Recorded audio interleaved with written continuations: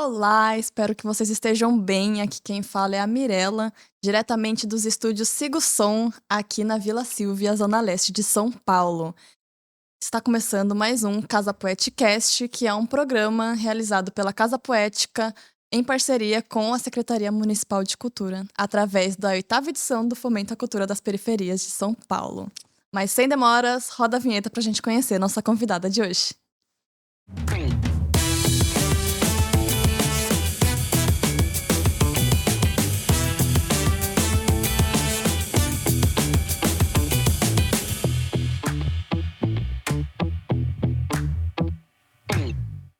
Agora sim, começando oficialmente nosso episódio de hoje, uma pessoa incrível que eu tô muito feliz aqui de estar na presença dela.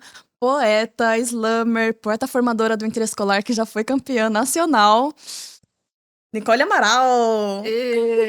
Salve, salve! Você é louco, eu tô me segurando pra não tietar aqui um pouquinho. Obrigada. Seja bem-vinda. Obrigada. Preparada pra começar? Sim. Fechou. Primeiramente, eu queria saber um pouco da sua infância, como que era a Nicole criança. Desde criança eu sempre fui muito tímida, muito na minha, assim. Mas para as pessoas próximas, não, assim. Eu sempre tive essa característica de ser muito faladeira, só que para pessoas mais próximas. E eu era muito próxima da minha irmã também. Eu tenho uma irmã que é 3 anos mais velha que eu. Então era uma idade bem próxima, era bem parecido. E ela me acompanhou, assim, durante toda a minha infância. Eu gostava muito de escrever, gostava de ler, assim.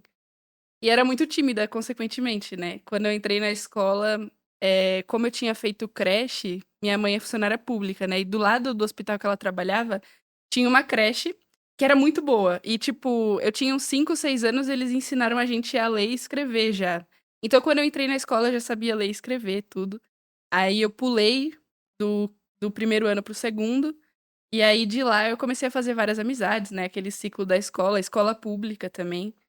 Eh, mas eu sempre fui bem quietinha, assim, bem na minha, sabe. Muitas vezes eu tento lembrar, assim, da minha infância e me foge muita coisa, porque eu realmente não lembro, assim. Não é tipo, porque não tem tanta história assim, é só porque eu não lembro mesmo. Mas eu lembro que eu era uma criança bem tímida e, pô, eu gostava de escrever. Sempre gostei de escrever. Isso que eu ia perguntar, assim, quando que você começou, mais ou menos? Desde sempre mesmo, assim? Desde sempre. Eu preferia, inclusive, escrever do que ler, sabe. É tipo aquele pessoal que gosta de desenhar, mas não de pintar o que desenha, sabe. Sim. E aí eu gostava muito de escrever, tal. Eu lembro que às vezes eu assistia desenho, série, né, tipo aquelas séries da Disney, e aí eu ia e escrevia roteiro de como eu queria que fosse o episódio, assim, querendo mudar tudo. E aí eu gostava bastante de escrever, assim. Eh e depois que eu comecei a escrever e tudo, né, na medida que o tempo ia passando, eu comecei a me apaixonar pela música, né. E aí minha infância basicamente foi assim. Sim. E depois, assim, tipo, na adolescência, foi na adolescência que você viu um pouco de poesia ou já antes? Como que foi esse Sim. processo? A escrita que a gente vê na escola, ela não é tão poesia assim, ela não traz tanto essa ideia da criatividade, né. Muitas vezes você copia ali uma coisa que tá no quadro e fechou, já era, tá aqui sua nota. Só que quando em 2013, eu tinha 10 anos, a minha irmã tinha 13, né. E aí ela começou a ouvir rap, muito rap, assim. E eu lembro que minha mãe não gostava, porque era bem o auge, tipo, Cone Crew, sabe, e que Sim. falava umas besteira e minha mãe não gostava nada, assim. E a minha irmã começou a ouvir Projota, muito Projota, foi a época de ouro do Projota, assim. E eu queria muito ouvir o que a minha irmã estava ouvindo, sabe. Só que quando tem aquela rixa, né, de quando você é menor, que quando seu irmão faz uma coisa você não pode fazer igual. E aí eu ficava tipo: "Ah, não vou poder ouvir", e tals. Mas, o Projota ele lançou na época uma música chamada Nova Ordem, que era com Emicida, Rashid e Projota. Nossa. E, tipo assim, era uma baita música, assim, eu não podia ouvir Projota por causa da minha irmã e tals, né. E na época eu tinha que escolher um rapper pra eu me referenciar, assim. Só que o Emicida também já era muito famoso naquela época. E aí eu comecei a ouvir o Rashid, né, e quando eu ouvi ele eu comecei a entender muita coisa, porque foi perto dele lançar uma música chamada "E Se", de um álbum dele chamado Hora de Acordar, e essa música alugou um triplex na minha cabeça. Eu lembro que ela marcou muito tempo da minha adolescência, porque tudo que ele falava fazia com que eu me questionasse, assim. E foi quando eu entendi que o que conseguia falar muito comigo, principalmente sobre mim e sobre a nossa sociedade naquele momento, era o rap. E aí eu me apaixonei muito pelo rap, por influência disso também acompanhei as batalhas de rima e tudo. E aí o comecinho da minha adolescência foi mais ou menos assim. Pode crer. E aí na adolescência que você também viu sobre o Islã? Então, quando eu cheguei no ensino fundamental, eu fui pra escola da minha irmã, né, tipo, eu só estudei em 4 escolas durante minha vida toda, sabe. E aí nessa escola que eu fiz o ensino fundamental e o médio, eu estava no ensino fundamental lá para o 8º, 9º ano, e eu comecei a ver vários cartazes escritos Islã, assim, Islã JT. E eu ficava me perguntando: "Meu, o que que é isso?", né, sem entender nada. E aí eu fui perguntar pra algum professor na época, tipo: "O que que é Islã? Por favor, alguém poderia me informar?". E ele me explicou que era uma batalha de poesia e tal.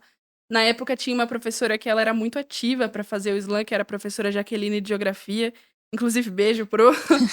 E ela organizava o Islã, né, ela levava poetas formadores e tudo. Só que ela não me dava aula, ela só dava aula para o ensino médio e tal. E aí eu cheguei no primeiro ano do ensino médio já meio que entendendo o que era o Islã. Eu lembro que eu peguei essa referência de saber o que que era o Islã, e eu coloquei lá no YouTube e, tipo, eu assisti todos os vídeos disponíveis, assim. Então, tem referências que, meu, nem atuam mais no Islã, mas que eu ainda admiro, porque é bem do comecinho, assim. E a primeira poesia que eu vi foi do Lucas Afonso, uma poesia dele que é muito boa, que ele foi pra França recitar tudo. E eu falei: "Mano, que da hora, vou fazer uma coisa parecida, assim". E aí eu cheguei no ensino médio, já demonstrando meu interesse pelo Islã, a professora Jaque na época falou que era pra eu competir, né, pra eu começar a escrever e tal. Perguntou minhas referências, já falei que eu gostava de rap e tudo. E foi aí que eu pensei: "Mano, é minha hora de brilhar", assim, tá ligado? E aí eu fui, nesse ano a gente não teve poeta formador, porque ainda estava bem no começo essa questão de poeta formador. E no lugar disso, quem foi na minha escola foi a Cris, do Slam Interescolar, e o Lobinho, que é um poeta também da cena miliano, assim, e eles foram pra apresentar o slam da minha escola. E aí eu pensei: "Meu, esse é meu momento de brilhar, eu vou voar agora". Só que eu fiquei em último lugar, sabe. E eu falei: "Mano, como assim? Eu não tinha as poesias eram boas, não entendi". Só que aí eu entendi que eu era muito tímida e que isso realmente era muito visível, não tinha como esconder. Mas basicamente foi assim o comecinho no slam. Depois eu fui pra escola de novo, né, tipo, pra competir, para o slam quando eu estava no segundo ano do ensino médio. E aí nesse meio tempo, entre o primeiro ano do ensino médio e o segundo, eu tinha 2 opções, ou eu abandonava tudo, tipo, e que se lasque o slam, ou eu tentava de novo. E aí eu me propus, nesse um ano todo, reescrever todas as poesias que eu fosse utilizar pra correr, assim. E deu certo, porque nesse segundo ano eu fui classificada pra representar a minha escola no estadual, e aí eu fui para o CCJ, né, naquele estadual de 2019, e fui campeã pela primeira vez. Caraca! Mas foi assustador.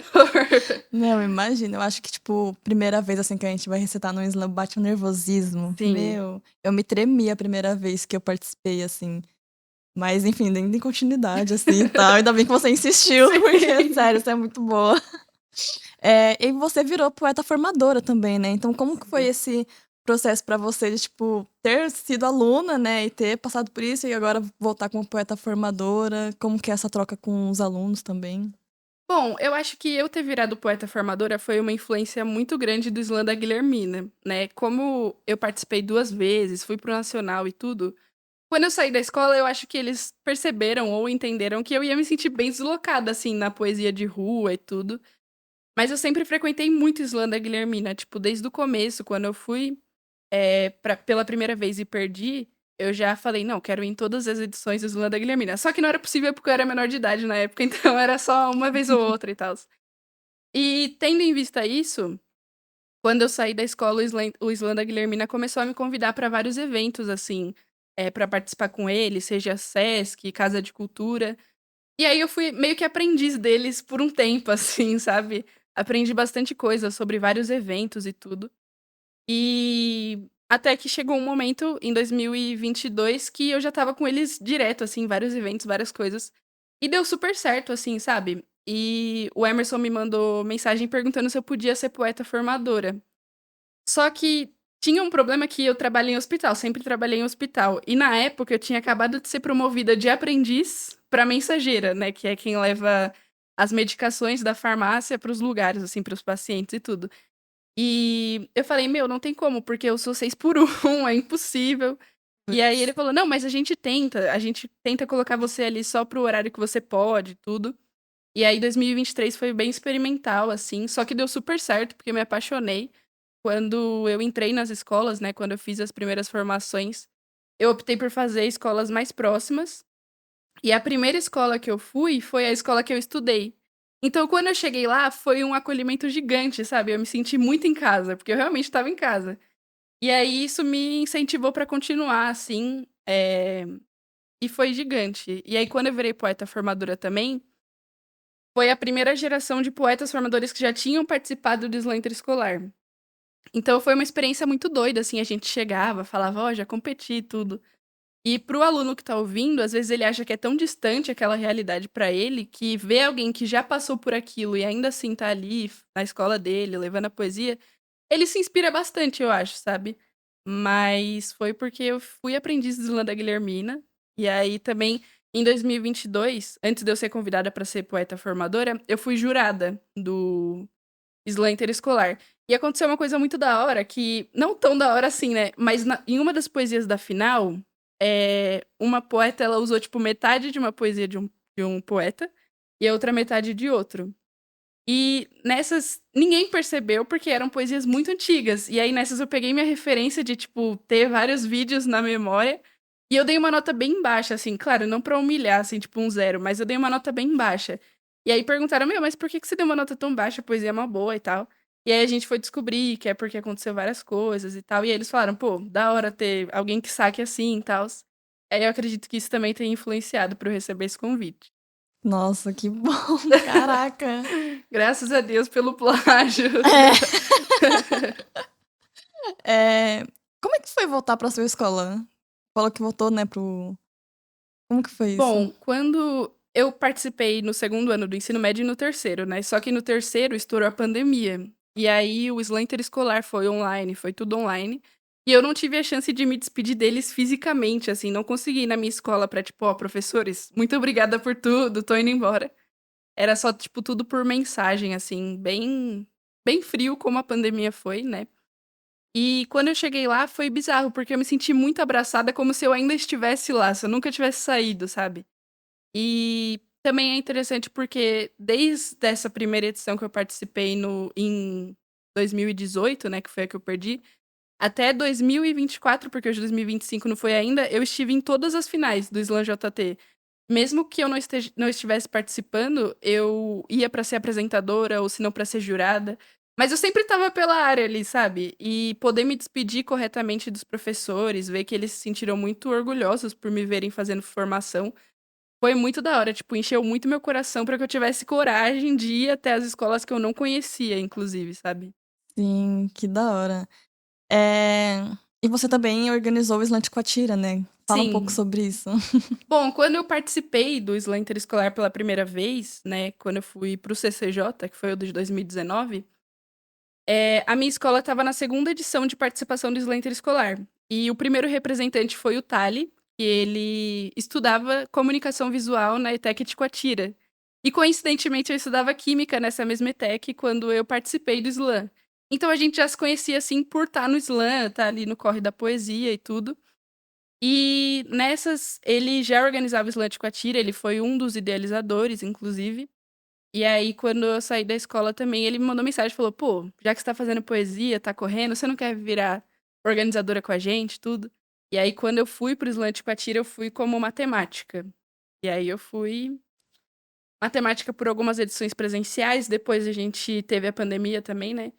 E aí nessa, a gente teve que fazer online, a gente fazia algumas entrevistas com os campeões também, era bem da hora, assim.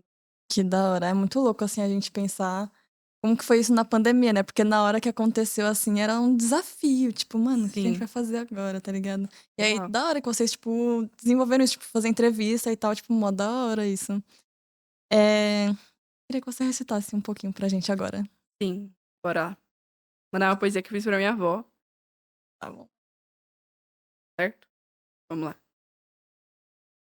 Vó, ainda me lembro da senhora falar que o calado vence. Eu até fico em silêncio, mas não venço sempre. Talvez seja um azar que me acompanha desde o ventre, minha mãe. Fala que a morte é pra quem tá vivo. E até que faz sentido, porque todas as lembranças continuaram comigo. Quando a senhora se foi, eu tinha 5. Na semana passada, eu completei 21. E eu queria tanto que a senhora me assistisse no slam que qualquer 10 que eu recebesse seria só mais um, mais cá pra nós. Todo 10 que eu recebi na vida foi só mais um, ou 2, e embora eu goste muito de viver o agora, eu prefiro 1000 vezes contemplar o depois com tudo. Eu confesso que ainda acho a vida legal, mas minha fruta favorita agora é mexerica, porque laranja ninguém descasca igual a senhora.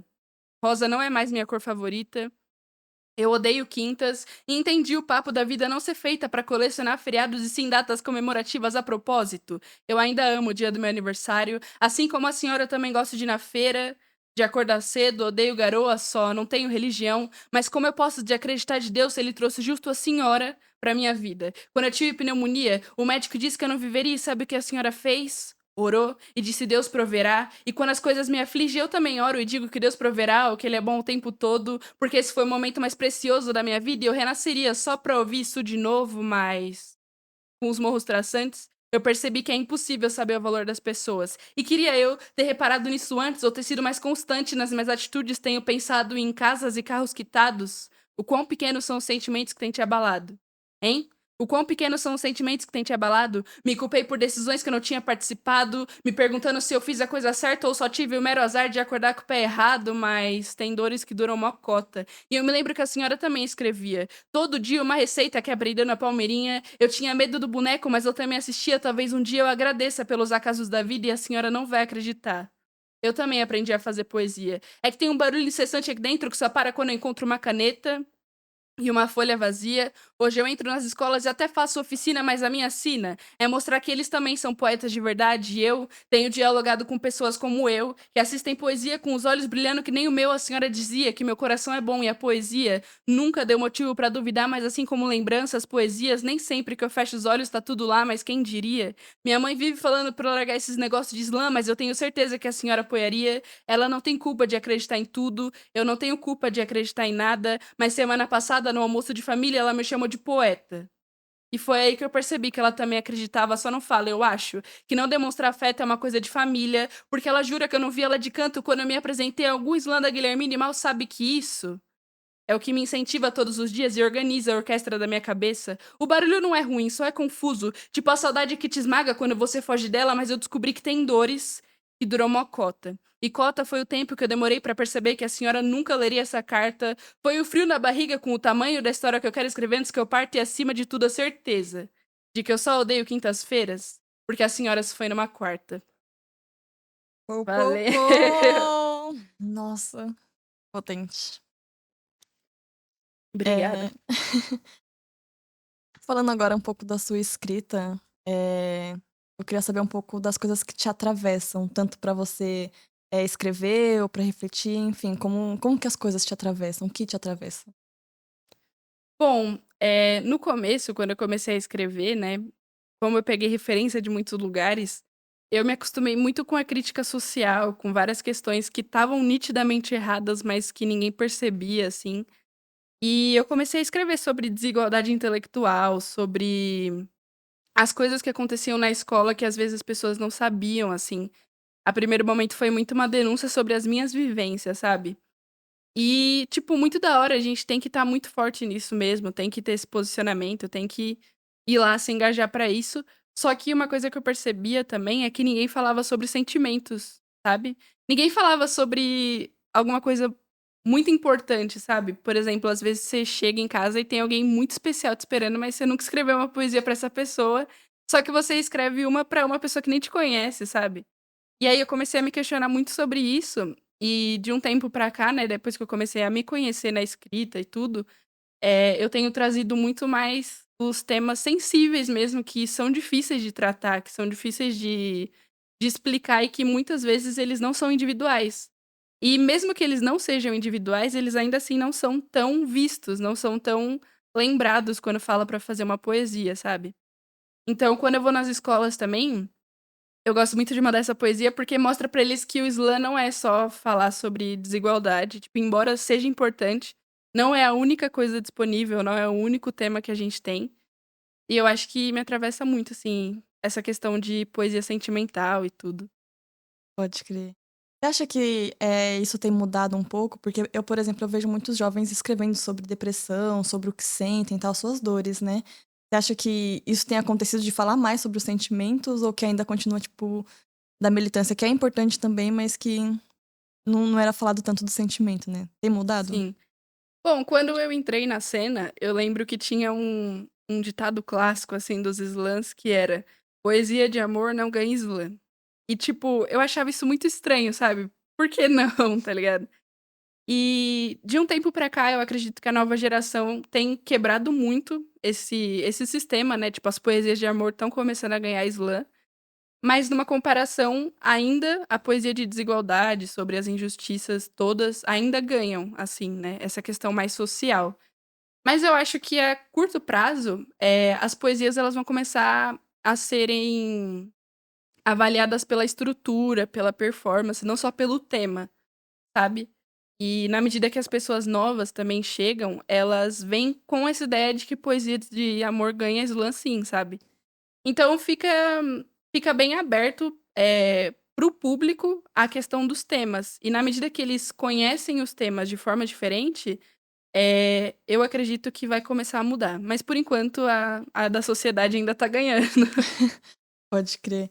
Engraçado essa frase de poesia de amor não ganha slam. Eu lembro que tinha um slam justamente pra poesias de amor, né, o Racha Sim. Coração, que, Aham. meu sonho e nunca fui, mas queria.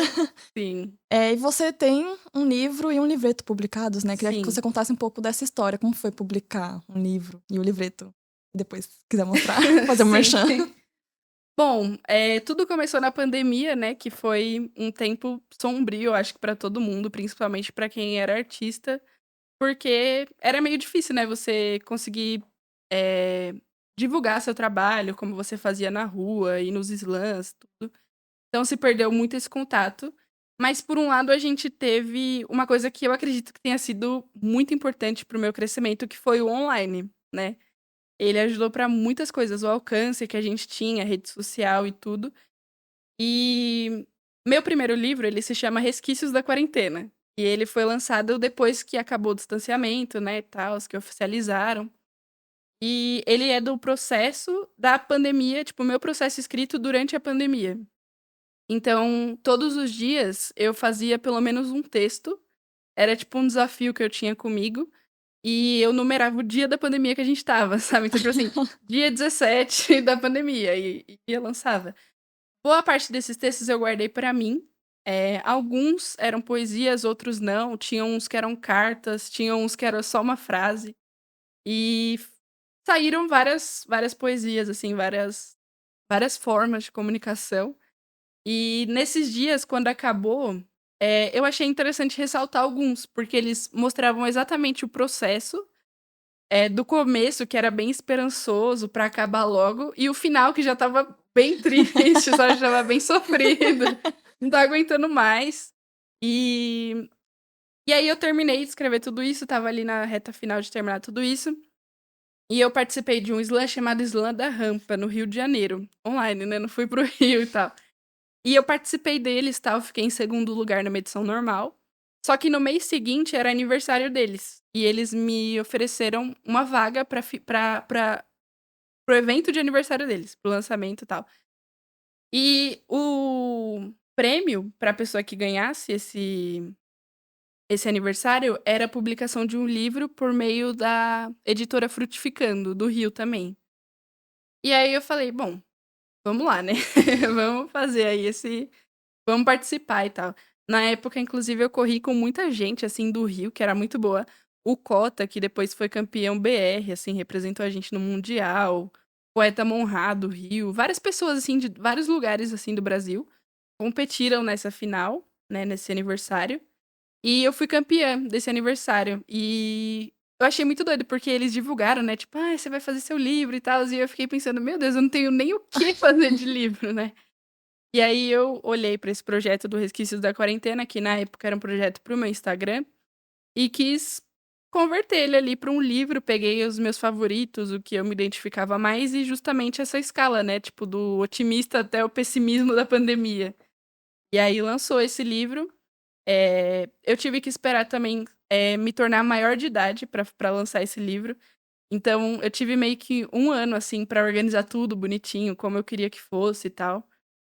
E foi uma experiência muito da hora. Era bem desafiador, assim, mas foi uma das melhores coisas que eu fiz. Que da hora, nossa. E aí veio o livreto depois, mais recente. Isso, o livreto Sombra, né, ele quando eu comecei a escrever, era sempre poesia, né, comecei a mudar muito o meu estilo de escrita, e eu acabei me desprendendo muito daquela questão das cartas, dos roteiros, do fato de eu gostar realmente de escrever, né. E quando eu escrevi o Sombra, foi meio que pra me despedir um pouco dessa poesia que eu só fazia pra competir. Então hoje, por exemplo, eu tô escrevendo um livro que ele já é totalmente contrário, ele é uma crônica, sabe, não tem nada a ver com poesia, e ele foi pra me despedir, assim, pra eu poder levar nas escolas quando eu fosse fazer formação, pra eu poder ter ele quando eu quisesse chegar num evento e falar: "Ó, isso aqui é meu, eu que produzi e tal". Era só pra conseguir panfletar mais o meu trabalho, eu acho. E aí ele tem muitos componentes sobre a minha opinião atual da poesia falada, sabe.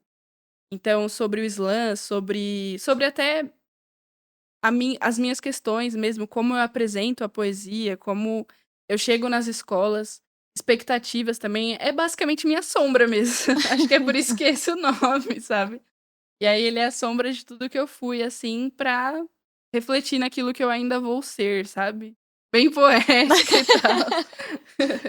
Caraca, que da hora. E como é que a gente faz pra adquirir aí? Bom, hoje pra conseguir ele só pelas minhas redes sociais, né, estação de metrô, correio, enfim, qualquer coisa. E aí ele tá lá, só me dá um salve e fala: "Ô, tem o livreto aí?". E aí a gente Pode organiza de crer. como chega. O livro saiu O de linha ou ainda livro, tá tendo? ele saiu de linha na minha mão, mas ainda tem na editora, né, na editora Frutificando. E aí quem tiver interesse também tem nas minhas redes sociais, no meu Instagram, @ninix. A descrição, né, como aquele link que a gente usa na bio, Na bio. a gente nesse link tem o link do livro também, pra quem quiser adquirir. Da hora. E eu fiquei um pouco curiosa agora sobre o seu processo de mudança, assim, nessa escrita, assim, tipo, de agora você tá indo pra crônica e tal. Como que tem sido esse processo de criação pra você? Bom, eu acho que quando eu conheci a poesia, quando eu conheci o slam, eu era muito nova. Então a tendência que a gente tem, assim, é evoluir mesmo, é aprender mais coisa, é considerar algumas coisas que a gente não considerava antes. E quando eu comecei a competir, eu lembro que eu queria muito competir e tals. E isso é óbvio, assim, a gente sempre quer ganhar, né? Ninguém entra numa competição pra perder. Mas também precisa aprender muita coisa para você conseguir chegar em alguns lugares. E quando eu comecei a competir, eu não tinha nenhuma perspectiva de ser organizadora de nada, de de organizar, de fazer alguma coisa diretamente, só chegar lá e me apresentar. E por causa do slam da Guilhermina também, acho que tem sido uma influência muito forte, o slam de Coatira, eu também pertenço a um coletivo chamado Dos Caramelos. Eu percebi a importância da gente colocar a mão na massa pra algumas coisas, sabe. Então, ao invés de ser slammer, eu também tenho que aprender a ser uma organizadora cultural, a ser articuladora de alguma forma e tal. E na escrita eu comecei a perceber exatamente essa deficiência de ser bem limitado mesmo, sabe. Eu queria que quando lembrassem de mim, que fosse como escritora e não só como poeta de slam, sabe. Então, é meio que pra conseguir levar pra vida, eu precisaria me especializar melhor em outras áreas, sabe. E é um processo muito louco, porque, às vezes, pra poesia, para o slam, a gente não consegue trazer algumas perspectivas. E isso se aplica pra todas as outras áreas, sabe. Tem coisa que você definitivamente não consegue falar se não for uma poesia. Mesmo que você faça uma carta gigantesca, você não consegue retratar aquilo que você tá sentindo.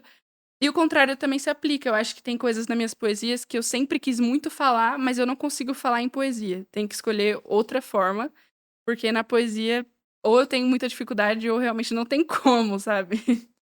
Caraca, da hora. Bloqueio, já teve? Como que você Já. lida com isso? Bom, o Resquícios da Quarentena, o projeto, foi justamente pra me livrar de um bloqueio criativo, né, só que nesse caso era por um surto e tals, que estava todo mundo com muito medo.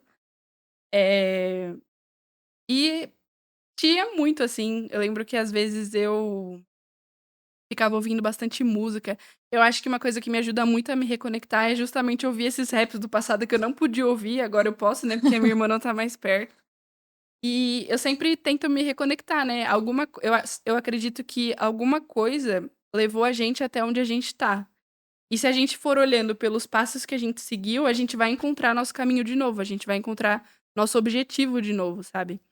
Então sempre que eu tenho um bloqueio, que eu tenho alguma coisa, eu vou lá, ouço um rap, assisto uma batalha de rima, tal, só pra lembrar o que foi que me trouxe até aqui, e com certeza os motivos me ajudam a continuar, sabe. Pode crer, caraca. E quais que são as suas influências, assim, na escrita? Bom, hoje eu tenho a felicidade de falar que eu trabalho com as minhas referências, né. E então, tipo, Lucas Afonso eu acho que é uma pessoa que eu me referencio muito, assim, desde que eu comecei, pela forma que ele retrata tipo, a vida dele nas poesias e é isso, sabe, não tem muita conversa. Também gosto bastante da Luz Ribeiro. Quando eu comecei aquela época de assistir várias poesias, eu lembro que eu zerei todas as poesias dela. E às vezes nas escolas também, que eu quero mostrar uma poesia específica, eu vou lá, coloco a poesia dela no telão, tudo. Gosto bastante, assim. O Emerson também, né. Emerson acho que é a referência mais próxima que eu tenho hoje, assim, por estar no slam interescolar, tá competindo em tudo. E eu acho que a Cris e o Chapéu, por organização cultural, são as minhas referências de organização, sabe. Por serem, tipo, multiartistas e fazerem várias coisas, assim. Mas as minhas referências estão dentro do slam interescolar, então as minhas referências são o slam interescolar, tá ligado. Pode crer. E como que foi pra você também se tornar uma referência, né, e tá trabalhando com as suas referências? Meu, a primeiro momento foi muito difícil, porque eu tinha muita dificuldade de me reconhecer como artista, né. Acho que quando eu saí da escola, eu pensei assim: "Não, o pessoal da cena vai me olhar, vai falar: 'Não, mas ela não é da cena, ela ganhou na escola e tal'". E eu pensava muito que isso fosse acontecer, que fosse ser mó drama, assim. Só que quando eu cheguei, pra competir na rua, né, que na época ainda era online, todos eles me abraçaram muito, assim, tipo: "Pô, eu conheço você de tal lugar e tal". E é muito da hora ver que as minhas referências, eh, são são muito fortes ainda, sabe, ainda são referências de outras pessoas. Mas esse processo pra mim foi bem demorado, assim, de entender que, pô, você tem uma certa influência e tal. Tanto que às vezes eu até esqueço, assim, tipo, eh, eu gosto muito de ir em escola que eu nunca fui antes, porque eles não me conhecem, sabe, eles não esperam nada de mim, assim, e é muito da hora. Eu acho muito massa, assim, também mostra que independente da poesia que você faça, você tá acessível, você tá ali na escola deles, tipo, eles podem te perguntar o que eles quiserem e tal, sabe. Mas é muito louco, assim, perceber o tanto de coisa que a gente faz e que muitos deles estão presentes, né. As referências que antes eu assistia no YouTube, hoje eu vejo, eu fico com vergonha às vezes, sabe. Tipo assim, eu nem falo "oi" nem nada, porque, tipo, na minha cabeça a pessoa não me conhece, ela nem faz ideia de quem eu sou, sabe. Pode crer, caraca. E é muito louco esse processo da gente se entender enquanto artista, né. Eu vejo muitos artistas que passaram pela mesmo processo, assim, mas que bom que hoje você tem esse entendimento que você é uma artista muito incrível. E eu queria saber se você também, tipo, permeia por outras artes, o que você faz além da poesia? Bom, eh, eu acho que meu objetivo desde que eu comecei a fazer poesia, por influência do rap e tudo, era ir pra música. Só que por algum motivo, acho que por questão de talento, eu percebi que eu não sei cantar e que eu não vou tentar também pra não passar vergonha, sabe. E dessa forma eu vejo muito que a poesia, ela é o carro-chefe, assim, da minha vida artística, sabe. Mas eu tento riscar em outras formas, tipo grafite, assim, eu acho bem da hora. Recentemente eu fiz um grafite que ficou muito feio, mas fui eu que fiz, sabe. Da hora. E eu acho que eu gosto bastante, tô começando a me aproximar bastante dessa questão visual, sabe. da comunicação visual de fato, do marketing pessoal e tudo, mas não sou profissional ainda e tô bem longe de ser, assim. Só que eu gosto bastante, me comunico bastante e, inclusive, o coletivo dos caramelos, ele envolve muito essa relação do marketing, que é uma coisa que eu pessoalmente nunca pensei que fosse importante até eu realmente entender a importância por conta própria, sabe. Mas eu gosto bastante do grafite, espero um dia investir na música, mas provavelmente demore um pouco, mas a poesia acho que é a principal mesmo. Pode crer. Eu queria também que se você quiser dar uma dica para jovens escritores aí, qual que seria essa dica? Bom, sempre que vocês começarem, vai ter várias pessoas pra te criticar, sabe. Todo mundo vai discordar de alguma coisa que você fala ou que você faz. E a minha dica seria ignorar totalmente as opiniões, sejam elas boas ou ruins. Tipo, é muito da hora ter aquele amigo seu que te apoia, mas esse seu amigo, ele não é capaz de falar que a sua poesia tá ruim e isso também te atrapalha. Então, use os seus próprios critérios pra você fazer a poesia. Tenta buscar referências daquilo que você gosta, aquilo que chama atenção pra você e que você acha que conseguiria referenciar de alguma forma. Mas não ouça a opinião de ninguém além da sua, porque a sua é a mais importante. No final das contas, quem vai assinar no final do texto, no final da poesia, é você. Então coloque sua conta em risco, só você e por você. E é isso. Boa, boa. Queria te pedir para recitar mais uma pra gente, por favor. Vou recitar uma do livreto. Pode? Pode. Abraços a tudo que eu não tive. A males que vêm para o bem e os tropeços que a vida te deu. Te ensinar a fazer curativo? Claro que não. Essa mania estranha de romantizar a dor não conte comigo. Eu nem sei direito o que eu escrevo, mas sei que na maioria das vezes é direito e eu acredito, simplifico em afirmar que nem sempre acredito no que recito fique longe por um tempo. Voltei com poucos motivos, menos de 5, e eu sinto muito, sinto tanto que tenho vontade de pedir desculpa a cada segundo, eu não consigo. Não voltaria atrás porque meu ego é muito grande e quase sempre eu me contradigo. Você acha que é isso? Que só você é filho de Deus? E quando durante o dia as pessoas abrem os braços, o calor não chega até elas, é específico. Se sentir tão único no mundo, a ponto de esquecer de outros bilhões? Não espere um bote maior que o rio, você já teve muito. Boa. As poesias são bem curtinhas, esse livreto. Ai, mas uma graça, eu adorei. Eu já quero. Esqueci de perguntar, eu estava falando sobre, a Nicole fora da poesia, né. Sim. Inclusive eu vi um vídeo de você fazendo grafite, eu amei. Por isso que eu perguntei. E também tem a Nicole das exatas, né. Conta um pouco pra gente Sim. sobre isso. Bom, como eu tinha falado, eu estudei em escola pública a vida toda, só que eu sempre fui muito nerd, assim, por incrível que pareça, porque eu acho que tem uma curva que explica que no slam todo mundo era o pior aluno da sala e decidiu fazer poesia, virou poeta, sabe. Mas eu não, eu, tipo, era uma das melhores alunas da sala, eu era bem nerdzinha, assim, gostava de fazer as coisas certinho, entregar tudo. E uma paixão que eu descobri foi em química, né. Eu gostava muito de química quando eu entrei no ensino médio, assim, eu achei: "Meu, que da hora, dá pra fazer bomba". Mentira. Aí, eh Surgindo logo a série Breaking Bad também, meu assisti Deus. Breaking Bad, tive vontade de fazer, sabe. E aí perto de onde eu moro e eu estudava também, tinha a ETEC Ticoatira, né, eu sou daqui da Zona Leste tudo, e lá tinham 3 cursos: moda, química e comunicação visual. E aí eu falei: "Meu, vou tentar pra química e tals". Só que a demanda na época era muito alta, porque era o único curso que tinha química, o única unidade que tinha química aqui perto. E eu falei: "Meu, não vou passar", tipo, a demanda era 7, sabe, era muita coisa. Caraca.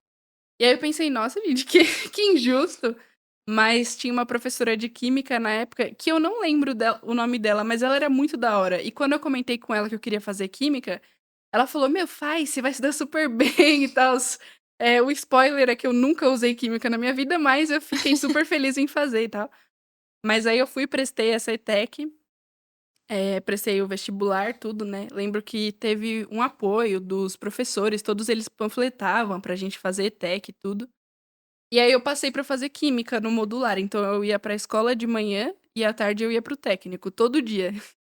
Mas foi uma experiência muito da hora. Tenho amizades que eu carrego da química até hoje, assim, eu gosto bastante. E eu gosto de ciências exatas hoje, assim, eu faço ciências econômicas, né, que tem bastante conta e eu acho que eu me encontrei muito mais porque também envolve algumas questões sociais e tal, que consegue dialogar com a poesia também. Pode crer. Caramba! Exato. Exatas, tudo errado. Mas que da hora. Agora a gente tá partindo um pouco pros finalmentes, assim, eu vou partir pra um bate-bola rapidinho, assim, Sim, beleza? certo. Qual que é o seu maior sonho? Possível ou impossível? Pode ser os dois. Tá. Possível é ganhar um prêmio Jabuti e Boa. impossível é virar uma cantora muito da hora, assim. Eu acredito que os dois são possíveis. Acredito mesmo. Seu maior medo? Perder minha família. Qualquer pessoa da minha família, eu acho. Pode crer. E falar nisso, qual é a sua maior perda? Minha avó, eu acho que era pra comentar o que eu tô era pra ser só um bate-bola e eu Não, tô mas tipo pode falar, pode falar. eu acho que se eu tivesse convivido mais com ela, eu conseguiria ter aproveitado muita coisa para o meu caráter, inclusive, sabe. Acho que faltou ela como uma referência, assim, pra mim, uma referência viva. Mas o que ela deixou também já tá ótimo, assim, só dela ter deixado alguma coisa pra mim já é muito da hora, sabe. Da hora. E sua maior conquista?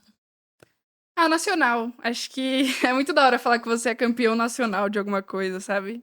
Sim, é É, potente. tipo assim, você fala: "Ah, ganhei o estadual", o pessoal: "Nossa, que legal". Mas agora o nacional é tipo: "Meu Deus, nacional do quê?", sabe. Sim, pode crer.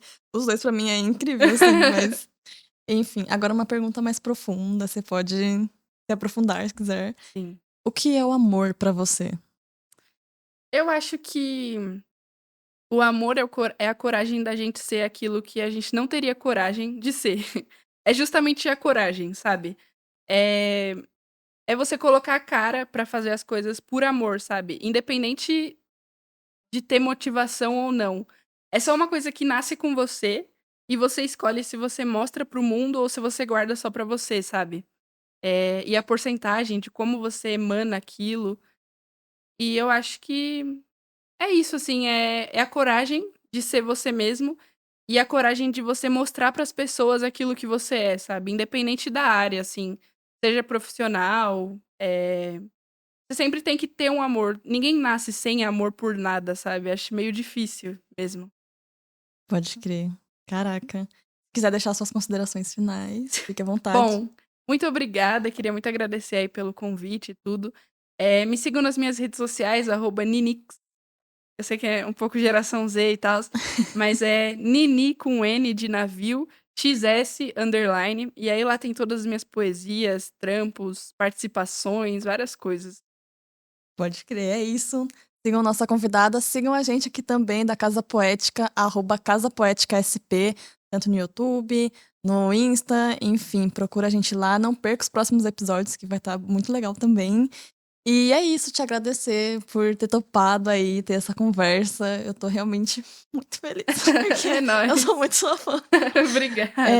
Mas enfim, muito obrigada. Obrigada também aqui aos estúdios Sigo Som, Binho Santana, Hans, Akin, né, Rodrigo Siríaco, Mônica Alves, todo mundo aí que faz parte. Obrigada a quem tá assistindo também.